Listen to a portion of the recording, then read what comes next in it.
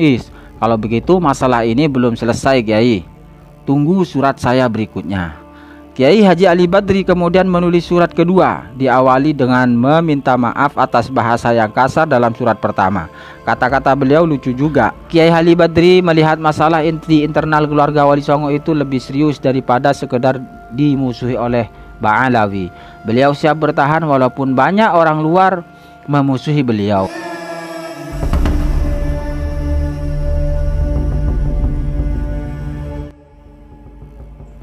Assalamualaikum warahmatullahi wabarakatuh. Alhamdulillah wassalatu wassalamu ala rasulillah wa ala alihi wa sahbihi wa mawalah. La hawla wa la quwwata illa billah, amma ba'd. Sahabat pemirsa dan segenap subscriber sekalian, dan juga teman-teman sebangsa dan setanah air yang dirahmati Allah. Pada kali ini kita akan lanjutkan tulisan Kiai Haji Ali Badri, dan kita akan lanjutkan part ke-6, lanjutan dari part ke-5, di mana di part ke-5 itu menceritakan tentang intrik bagaimana Kiai Haji Ali Badri ini dikeroyok oleh oknum Ba'alawi dan juga oknum Habaib di pertemuan di Jepara. Mungkin teman-teman yang mengikuti video saya di part ke-5 pasti akan tahu jalan ceritanya. Untuk itu kali ini kita akan lanjutkan ke part ke-6. Tak lama sejak pulang dari Jepara itu, Kiai Haji Ali Badri langsung mengirim surat pada Robito Alawiyah, dan dengan bahasa yang penuh amarah beliau meluapkan semua kekecewaan dan kemarahannya pada Robito Alawiyah. Surat itu diberikan tembusan kepada semua cabang Robito Alawiyah dan cabang lembaga X se-Indonesia. Berikut diantaranya poin-poin dalam surat setebal 16 itu. 1. Beliau kecewa karena sudah capek-capek dari Cirebon ke Malang untuk dipertemukan dengan perwakilan Robito Alawiyah, tapi hasilnya pertemuan tidak diumumkan ke para habaib, sehingga banyak habaib yang tidak tahu hasil pertemuan itu dan masih mempermasalahkan bahkan mencaci maki Kiai Haji Ali Badri. 2. Menegur Robito Alawiyah yang melakukan pembiaran terhadap banyak anggotanya yang melakukan dosa qadzaf, dalam kurung mendustakan nasab keturunan Wali Songo. 3.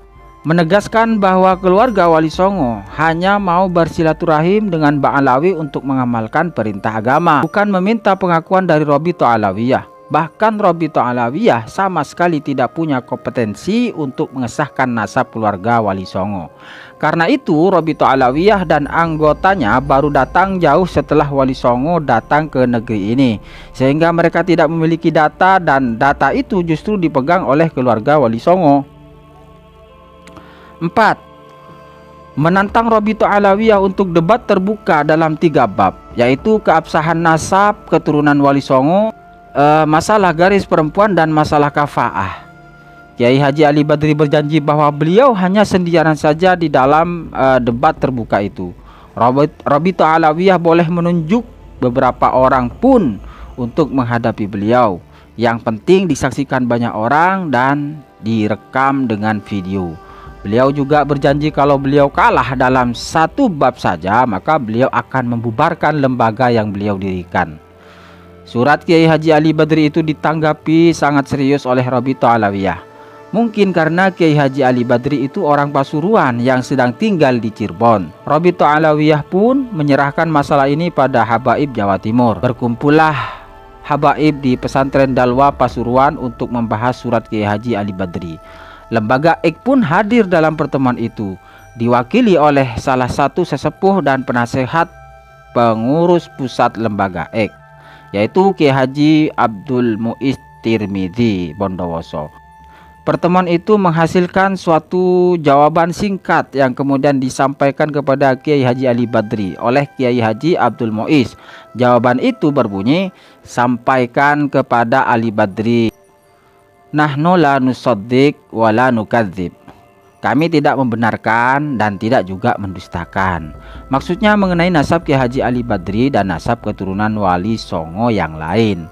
Mendengar jawaban itu, Kiai Haji Ali Badri berkata pada Kiai Haji Abdul Muiz, kalau begitu masalah ini belum selesai Kiai.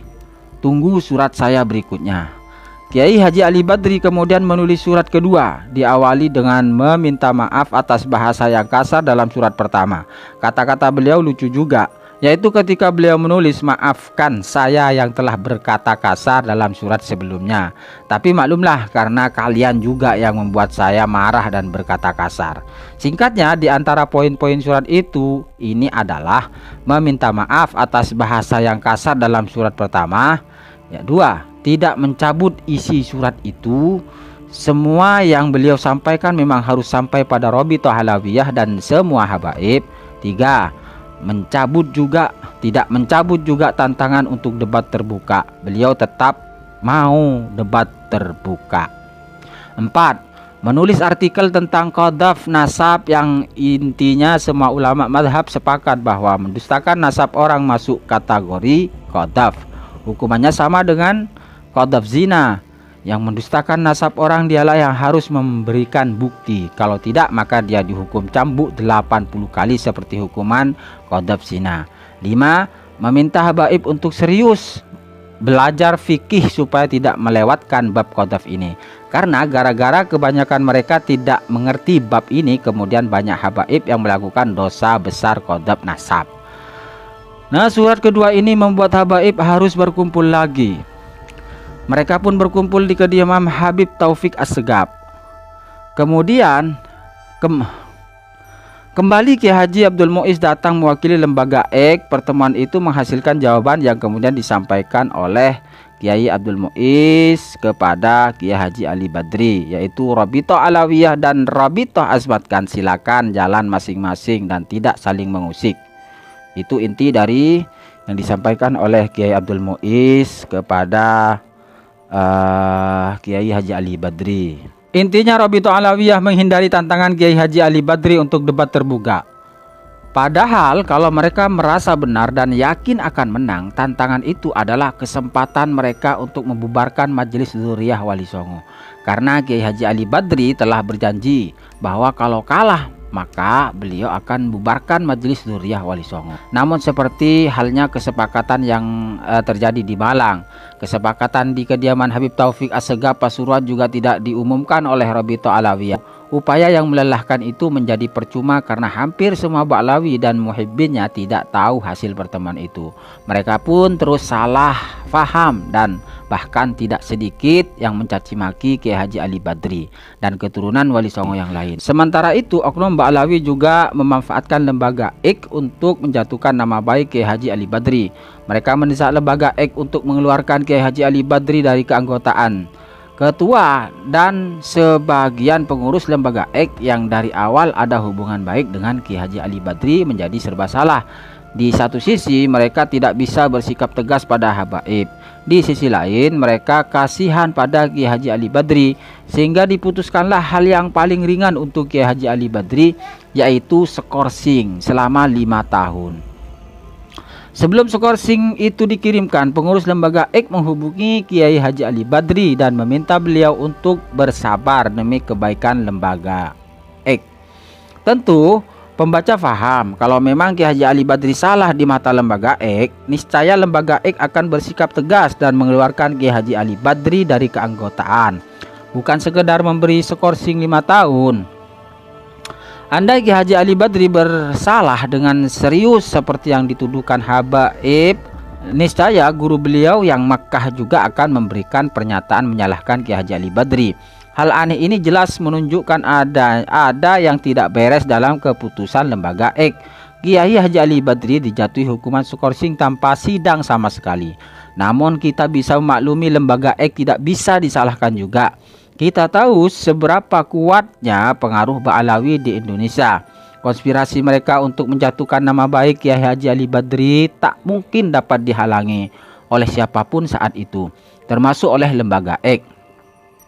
Sejak saat itu, mereka menyebarkan isu bahwa Kiai Haji Ali Badri dikeluarkan dari lembaga alumni karena melakukan kesalahan dengan membuat Majelis Dzurriyyah Wali Songo.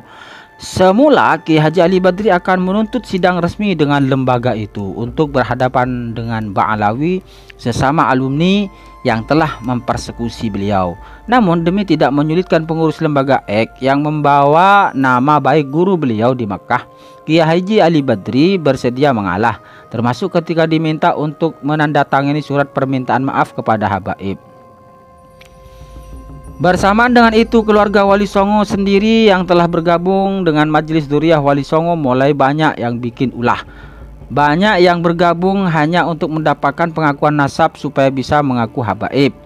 Kiai Haji Ali Badri mulai kewalahan untuk mensosialisasikan bahwa tujuan membuat lembaga ini bukan untuk menjadi habib, tapi agar keluarga besar ini menjadi malu kalau tidak berjuang seperti leluhur. Kemudian ada pihak yang sengaja menjatuhkan Kiai Haji Ali Badri di mata sesama keturunan Wali Songo.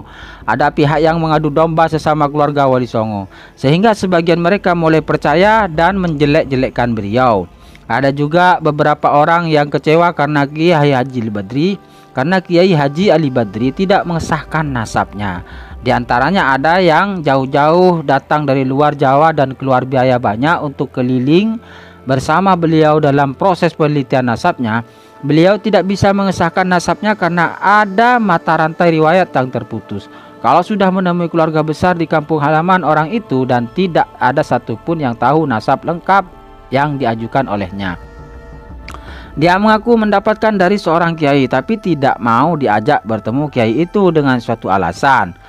Kiai Ali Badri melihat masalah di internal keluarga Wali Songo itu lebih serius daripada sekedar dimusuhi oleh Ba'alawi. Beliau siap bertahan walaupun banyak orang luar memusuhi beliau. Namun ketika terjadi masalah di kalangan keluarga Wali Songo sendiri, beliau mulai ragu untuk melanjutkan. Beliau pun memvakumkan Majelis Dzurriyyah Wali Songo pada tahun 2011. Padahal beliau telah bertemu dengan bapak ulama Ba'alawi yang di Yaman dan Saudi. Beliau dibawa bertemu mereka olehnya Syekh Muhammad Abu Bakar Badir, seorang penulis sejarah Yaman lulusan Universitas Al-Ahqaf Yaman. Kiai Haji Ali Badri mendapat dukungan penuh dari Habib Abu Bakar Al-Adani Al-Masyhur dan Habib Hamid bin Muhammad Masyhur Al-Haddad Jeddah. Mereka memberi beliau jalan untuk mendapat dukungan dari para ulama ahli nasab Yaman. Kiai Haji Ali Badri juga telah dihubungi sampai 2 kali oleh asisten Habib Masyhur bin Hafid, saudara Habib Umar bin Hafid. Katanya beliau menunggu kedatangan Kiai Haji Ali Badri di Yaman untuk membicarakan masalah azmatkan di Indonesia. Namun Kiai Haji Ali Badri malah ragu untuk melanjutkan. Beliau khawatir kalau nasab keluarga azmatkan disalahkan oleh Habib Yaman justru akan berdampak negatif pada keluarga Wali Songo. Beliau tidak mau keluarga Wali Songo ikut-ikutan menjadi sombong karena sudah menjadi Habib. Kiai Haji Ali Badri melewatkan kesempatan itu hingga ketiga Habib tadi meninggal dunia, yakni Habib Hamid bin Muhammad Masyhur Al-Haddad, Habib Masyhur bin Hafid bin Habib Abu Bakar Al-Adani Al-Masyhur. Singkatnya, Kiai Haji Ali Badri kemudian tidak aktif lagi di dunia pernasaban keluarga Wali Songo, entah untuk selamanya atau menunggu waktu yang tepat. Beliau kembali pada kegiatan dakwah seperti sebelumnya. Ini sampai di sini tulisan yang mengisahkan tentang Kiai Ali Badri. Nah, kemudian kita akan lanjut lembaga-lembaga keluarga Wali Songo pasca vakumnya Majelis Dzurriyyah Wali Songo. Namun kita akan ketemu di video berikutnya. Wallahu a'lam. Wassalamualaikum warahmatullahi wabarakatuh.